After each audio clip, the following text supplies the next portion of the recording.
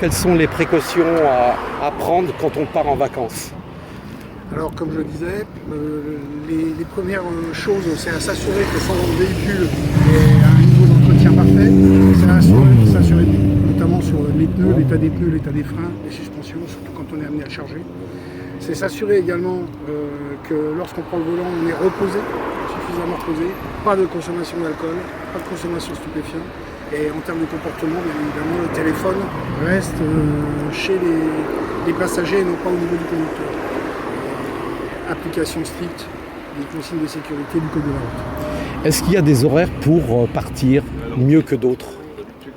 Alors après ça dépend de chacun. Mais si les conducteurs n'ont pas de problème pour conduire la nuit, par ces temps de canicule, c'est quand même plus frais et pour les passagers et pour la mécanique. Donc il y a moins de risques de panne, donc moins de risques d'accident. Ici aujourd'hui une opération, mais c'est tout l'été. Oui, évidemment, l'effort n'est pas relâché. Ça, c'est une opération de contrôle qui se fait sur le département de la Moselle, à la demande et sur la volonté du préfet, mais sur toute la zone autoroutière Alsace-Lorraine, on a des contrôles tout au long des départs, tout au long des retours et au quotidien. Là, c'est une opération ciblée vitesse, mais elle peut très bien être ciblée sur les téléphones, elle peut être ciblée sur les chargements, sur les distances de sécurité, y compris avec des appuis aériens et avec des moyens particuliers. Notre présence doit être dissuasive. On veut éviter les comportements à risque pour avoir le moins d'accidents possible et pour avoir le maximum de sécurité pour les usagers de la route.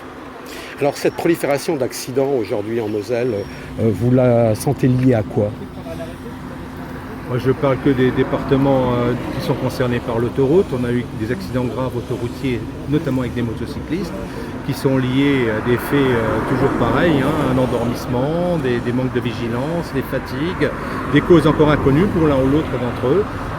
Mais toujours une raison qui aurait peut-être sans doute pu être évitée si les gens respectaient complètement leur état de fatigue, le repos avant de prendre la route. Ça c'est important, on ne le dit pas assez, il faut partir reposé. Qu'on roule de jour ou qu'on roule de nuit, il faut s'être reposé avant, être parfaitement apte à la conduite, se sentir apte. Et s'arrêter dès qu'on sent la fatigue venir. On ne lutte pas contre la fatigue au volant, on perd toujours quand on lutte contre la fatigue. On s'arrête à la première heure, on se repose et on redémarre, même un quart d'heure, 20 minutes après, ça va mieux. Je reviens sur ce que disait le directeur, pour tout ce qui est précaution à prendre, la conduite n'est pas un acte accessoire, c'est un acte principal. C'est-à-dire que celui qui conduit, il ne fait que ça. Pour les motards, les consignes de sécurité sont exactement les mêmes que pour les voitures. Plus encore, parce qu'un motard n'a pas de carrosserie.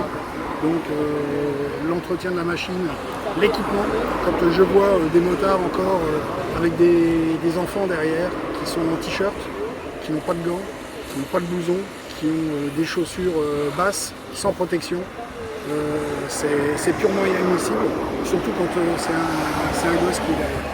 Donc bien évidemment le code de la route, c'est pas parce que la machine est puissante qu'il dispense des respects des limitations de vitesse. Et puis la machine doit être parfaitement équipée, à savoir qu'une moto, c'est pas une machine qui est économique. Donc préconisation des pneus qui sont préconisés par les constructeurs et non pas des pneus qu'on achète comme ça, les changements réguliers, les suspensions et les freins. Si on arrive déjà à faire ça, on gagnera un gros pourcentage de morts. Ce que je vous disais tout à l'heure sur les distances de sécurité sont des infractions qu'on relève parfois avec l'appui de moyens aériens. C'est-à-dire avec un avion, mais un fonctionnaire de police, un CRS dans l'avion, et on observe les distances non respectées entre les camions. Il est assez traditionnel que pendant les grands week-ends de chassé-croisé, comme on dit, on puisse employer les moyens aériens. Généralement, ils ne pensent pas à la surveillance aérienne du réseau, mais c'est là aussi quelque chose que chacun doit se dire en prenant le volant. On n'est pas totalement isolé, on peut être surveillé, y compris par des moyens aériens.